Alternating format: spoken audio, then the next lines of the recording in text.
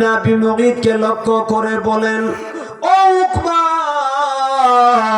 না না, আমি তোমার খাবার গ্রহণ করব না, আমি খাবার খাবো না যতক্ষণ পর্যন্ত তুমি এক আল্লাহকে বিশ্বাস না করবে। আল্লাহর সাথে কোনো শরীক নাই, আল্লাহর বন্দেগী একাই করতে হবে, আল্লাহ এক বলে বিশ্বাস করতে হবে। আমি আবুল কাসেম মুহাম্মদ ইবনে আব্দুল্লাহ আল্লাহর নবী, আল্লাহর রাসূল বিশ্বাস করতে হবে। যদি বিশ্বাস করো তোমার খাবার গ্রহণ করব, খানা খাবো।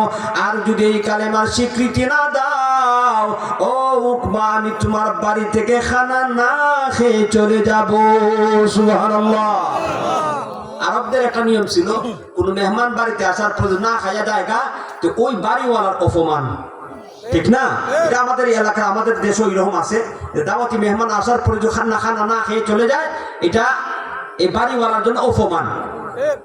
এখন আল্লাহর নবী যে শর্তটা লাগাইছেন, আবুল কাসেম বলতেছে যে খানা খান না কেন? নবীজি কি শর্ত লাগাইছেন?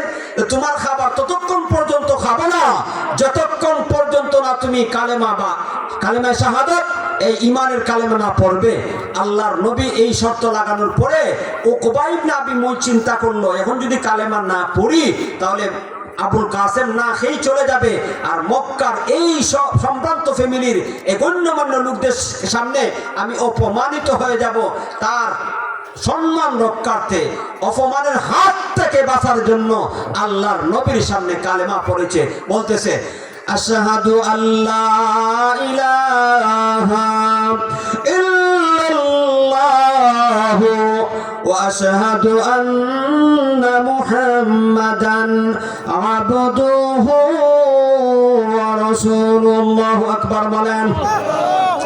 ভাইরা আমার, উকবা ইবনে আবি মুইত আল্লাহ নবীর সামনে যখন কালেমা স্বীকৃতি দিল, শর্ত অনুযায়ী মহান আল্লাহর হাবিব খানা শুরু করে দিয়েছেন। খানা শেষ, নবীজি তার বাড়িতে চলে আসছেন।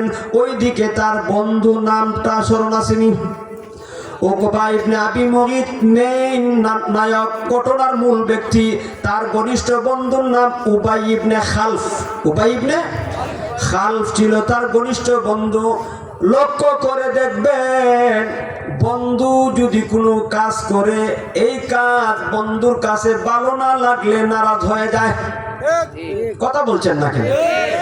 সমাজের মধ্যে মনে করেন আপনার সাথে আরো জনের বন্ধুত্ব আছে, আপনার ছেলের বিয়ে দিছেন বা মেয়ের বিয়ে দিছেন, এখন এমন জামার কাছে বিয়ে দিছেন যে জামার সাথে ওই আপনার বন্ধুর সম্পর্ক ভালো না, তখন সমালোচনা করে, বন্ধু কি কামটা করলাম, মেয়ের বিয়ে দিছিলা তো আমার সাথে একটু বুঝতে হয়, ঠিক কিনা ভাই? নারাজ হয়ে যায়। উকবা ইবনে আবি মুইত মান সম্মান রক্ষার জন্য, অপমানের হাত থেকে বাঁচার জন্য কালেমা পড়েছে। ওইদিকে তার ঘনিষ্ঠ বন্ধু উবাই ইবনে খালফ যখন জানতে পেরেছে, উবাই ইবনে খালফ তখন নারাজ হয়ে গেছে, তাকে গালিগালা শুরু করেছে। ও উকবা ইবনে আবি মুইত, আমি তো তোমাকে বড় বন্ধু হিসাবে জানতাম, তুমি আমার বন্ধু, আমার মহব্বতের মানুষ, কিন্তু তুমি কাজটা কি করলা? এটা তো কোনোভাবেই মেনে নেওয়া যায় না। তুমি কালেমা পড়ে বেদিন হয়ে গেলা, বাপ দাদার ধর্ম তুমি কেমন করে ছেড়েছ, এটা তো আমি কল্পনাও করতে পারি নাই। ভাইয়ারা আমার, আমি আপনাদের কাছ থেকে জানতে চাই, উকবা ইবনে আবি মুইত কালেমা পড়িয়া ভালো কাজ করছে না খারাপ কাজ করছে?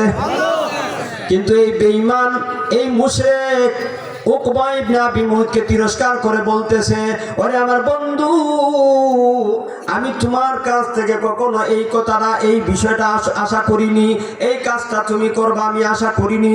কেমন করে তুমি বাপ দাদাদের ধর্ম ছেড়ে দিলা? নাউজুবিল্লাহ বলেন।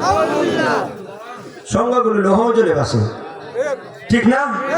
সঙ্গে কোনো লোহাও জ্বলে বাসে। আপনি দেখবেন লোহাটা আপনি পানি ছেড়ে দিবেন, পানির তলে চলে যাবে। কাঠের সাথে লাগাইয়া দেন, তখন দেখবেন যত ইচ্ছা কাঠের সাথে লাগাইয়া দিবেন, তখন এই লোহা আর আপনি পানির নিচে যাবে না। এই কথাটারই মূল কথাটাই হইল, সঙ্গে গুণে লোহাও জ্বলে বাসে। লোহা তো জ্বলে বাসে না, বাসে